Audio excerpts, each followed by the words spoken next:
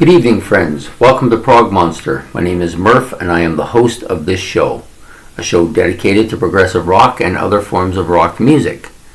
So, this is our series that we're doing for the month of December, which is one-off albums, progressive rock albums of the 1980s. There'll be one album per group for 31 days. This is day 4, and this is album number 4. Jethro Tull A. So for those of you who are wondering what we're doing, it's very simple. I will choose a progressive rock album that came from the 1980s that I have never heard before. Could be from a band that I know quite a bit, like this one. Could be from a band I may have heard one or two albums from. Could be from a band that I've heard of but not heard anything from.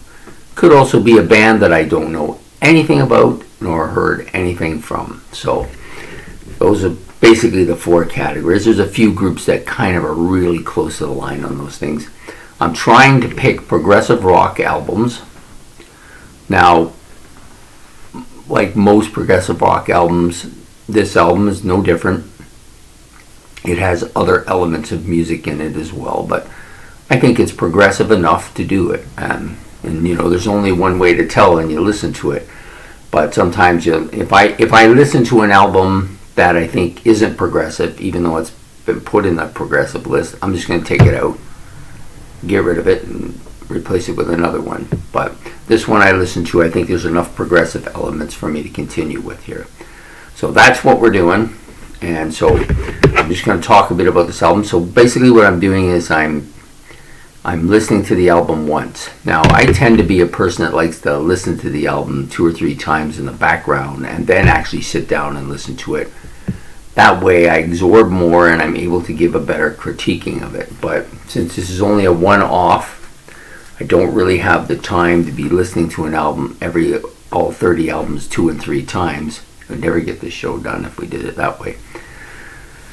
So anyways, I think it's a pretty solid album. Even by Jethro Tull standards, I think it'll fit into the discography somewhere fairly close to maybe the middle to later part of the pack. No, it's not. I don't think it'll be one of the top albums for them, but I think it'll be a decent enough album. So some of the general themes of this album, or general feelings of this album, are there's quite a bit of synthesizers on this album. Much more than I'm used to with Jethro Tull. That's not necessarily a bad thing. It's just not something I'm used to. I'm used to there being a lot more kind of folkiness to the music and a lot more kind of guitar-oriented stuff, but there's less of both of those on this album. Okay, there's also a voice thing. At first I thought it was kind of a background, a lot of background voices singing at the same time, and then after a while I started thinking that it could be overdubbing. It could have done overdubbing. Or it just might be murky. Could be all 3. Maybe all 3 of them are making that noise. I'm not sure. At first I actually thought it was more harmony, but then I thought, no, it doesn't really sound like harmony. It sounds like a lot of voices, but it could, like I said, be overdubbing. So anyways, the first track, one other thing too, there's some really good flute and actually violin more towards the end of the album than there is at the beginning. The beginning of the album is, I think the first half dozen tracks or so are kind of dominated quite a bit by synthesizer noises and effects and atmosphere for the album. So the first track on the album is called Crossfire. This is where I first noticed the vocal part, where it's kind of a lot of it sounds like a lot of vocal harmonies, like a bunch of people singing at once, but they're all kind of in tune with each other, so it makes me think it's probably overdubbing. Again, lots of synthesizers on this, and and the keyboards are kind of dominant on this particular track as well.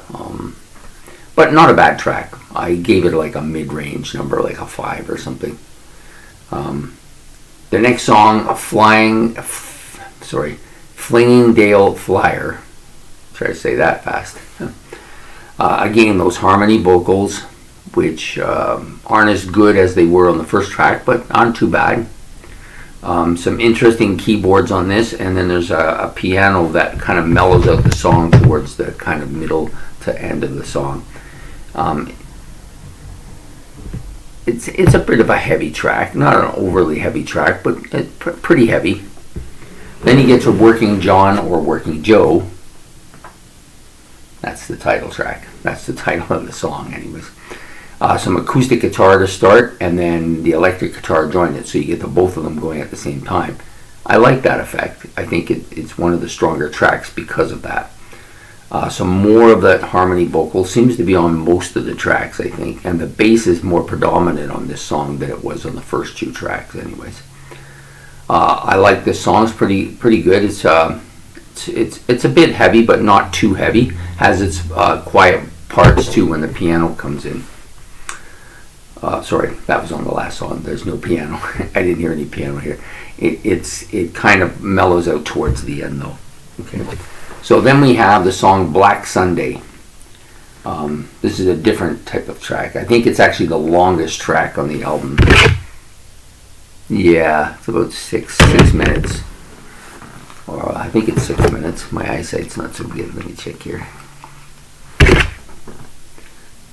Yeah, it's about 6.5 minutes actually, which makes it the longest track here on the album. Again, some synthesizers and some keyboards that open up the song quite a bit. It's pretty synth dominated, this particular track. There is a little bit of flute on this, which I didn't notice too much of on the first three tracks. The vocals are very quick and busy, might be the words you want to call it, and they continue throughout the track. Every time he sings, they're kind of quick and busy, and I'm not really sure what that entails, but the problem with them I find on this particular track is they're a bit murky as well, so it's hard to hear what he's really saying, and because he's going so fast it makes it even more difficult. But not a bad track. So far I haven't disliked any of the tracks up to this point. Protect and Survive is the next track. It's a very fast-paced opening, lots of keys, some actually, I think it's, not 100% sure, I didn't check the credits or anything, but I think there's some slide guitar here. It's either that or it's a very different keyboard noise that I didn't hear earlier on. But at any rate, it sounds like slide guitar to me. Again, there's that multiple voice vocal type thing going on again here, as it does on almost all the tracks on here. This song isn't one of my favorites, probably a little bit less than the other songs that went before. Okay, the next one's called Batteries Included. Another opening, another synthetic opening, another synthesizer opening, sorry. Pretty fast-paced song, lots of multi-vocal effects here. Lots of guitar key feeds that feed into the vocal parts. And then there's some play between the keys, the drums, that aren't too bad. Like, they actually make the song better than it would have been without them, because there's a little bit too much synthetic effect here, or a synthesizer effect. So not a bad track though. Uniform.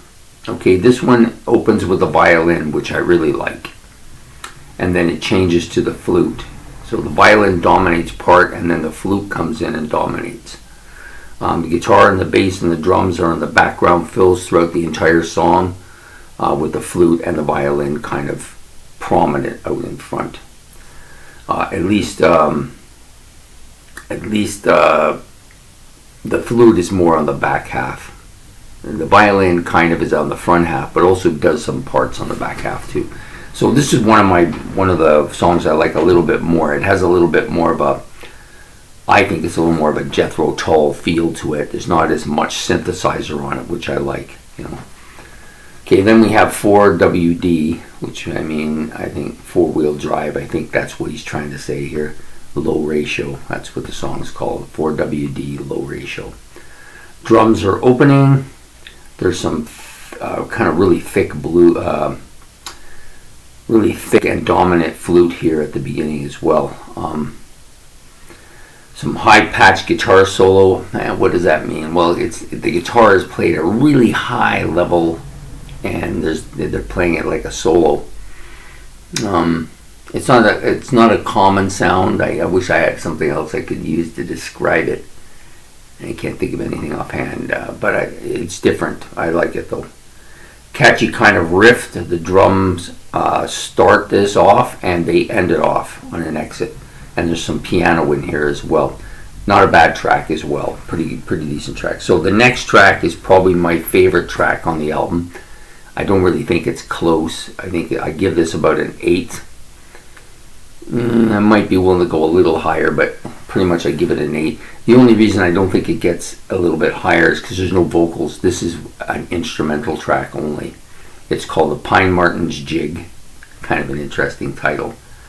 It starts with a flute solo opening, switches to violin, and then there's some very, I want to say this, there's, like I said, there's no vocals, so there's some very hollow effect sounds here. The drums give that kind of feeling of a dance movement, like a jig. That's why it's called a jig, right? So bit of a whining kind of guitar sound as well, but it fits into the song. So you get this whining guitar, this drum sounding that gives it kind of a jig feel, and this flute and violin playing. It sounds like a very folky, woody kind of song that you would get from like a wood fairy type of thing, right? So, but I like it. It's a very upbeat song. I think it's one of their best on the album. I think this song would fit okay on Songs from the Wood.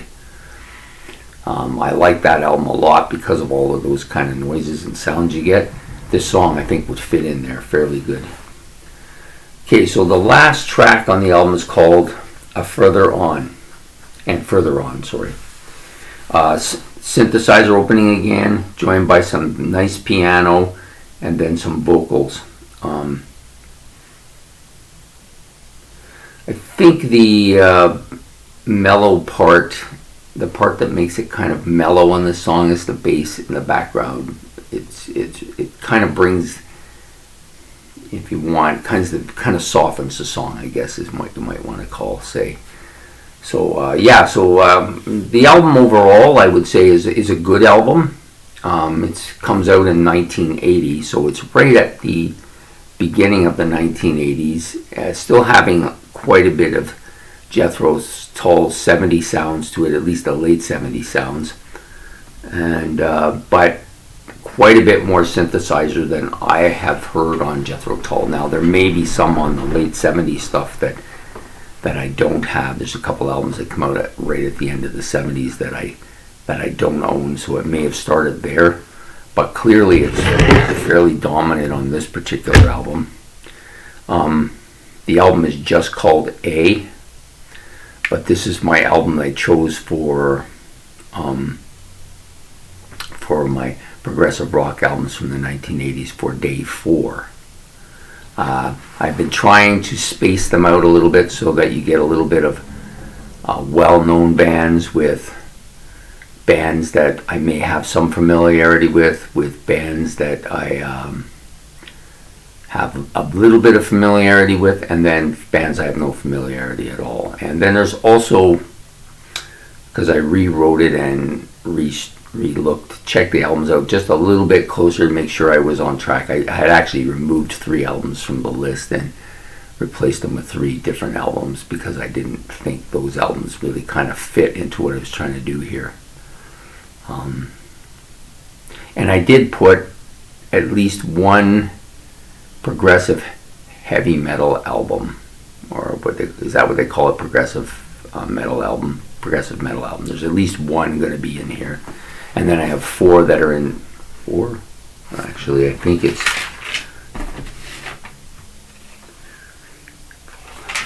Yeah, there's actually 5 because one of the new ones I added was also 5 albums in different languages. So I'm trying to give it an feel of all the different kind of progressive elements that are out there in the 80s, and some of the Canterbury scene, as I've been told I don't have enough of that in there.